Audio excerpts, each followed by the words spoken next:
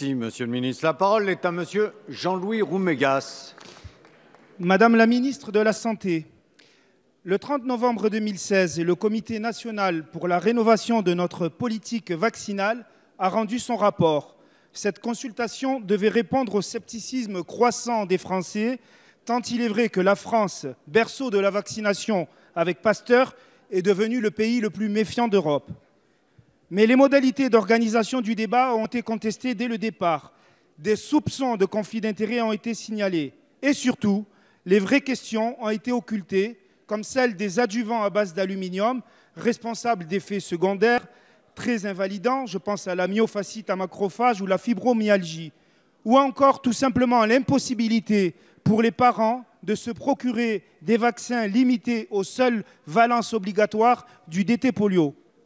Les recommandations du rapport confinent même à la provocation quand elles suggèrent au contraire l'extension de l'obligation vaccinale, entérinant ainsi les pratiques de l'industrie.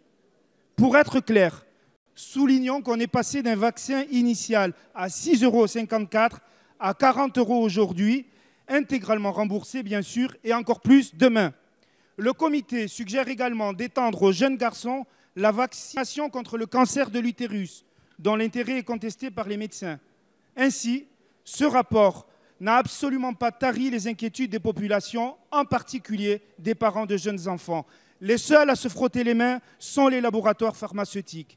Alors bien sûr, la vaccination a rendu des services inestimables et nous en aurons besoin encore. Mais ce n'est pas en multipliant les obligations sans répondre aux questions légitimes des parents que l'on rétablira le consensus.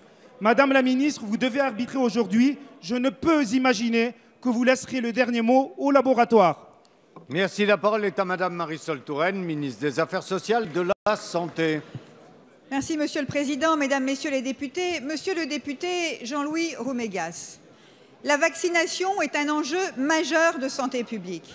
Et nous le voyons actuellement avec l'épidémie de grippe.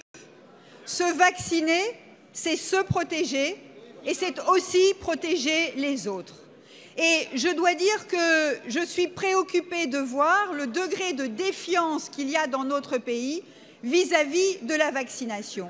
Et c'est la raison pour laquelle j'ai engagé une concertation et j'ai mis en place d'ores et déjà un certain nombre de mesures pour faciliter l'accès à la vaccination. C'est ainsi que des professionnels vont voir leur capacité à vacciner élargie. Je pense en particulier aux sages-femmes qui peuvent désormais vacciner l'entourage des nourrissons. Une expérimentation va être engagée avec les pharmaciens. Une expérimentation est actuellement en cours pour mettre en place le carnet de vaccination électronique.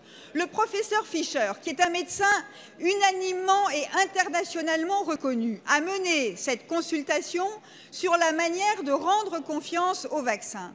Et vous me dites, au prétexte que M. Fischer propose avec l'ensemble de son comité, pas tout seul, avec l'ensemble de son comité, d'étendre la vaccination obligatoire à d'autres vaccins, vous dites qu'il fait le jeu des laboratoires. Mais à ce titre-là, monsieur le député, dès qu'on préconiserait un médicament pour soigner une maladie, on ferait le jeu des laboratoires. Donc regardons les choses avec un peu de sérénité et un peu d'assurance. Je ne sais pas ce que seront les décisions encore qui pourront être prises, puisque les propositions de M. Fischer doivent être examinées juridiquement et en tout état de cause, elles devraient être examinées par le Parlement pour pouvoir être adoptées. Mais de grâce, si j'ose dire, soyons lucides et soyons sages, n'affolons pas les populations et rappelons sans arrêt que la vaccination est un enjeu majeur de santé publique. Merci Madame la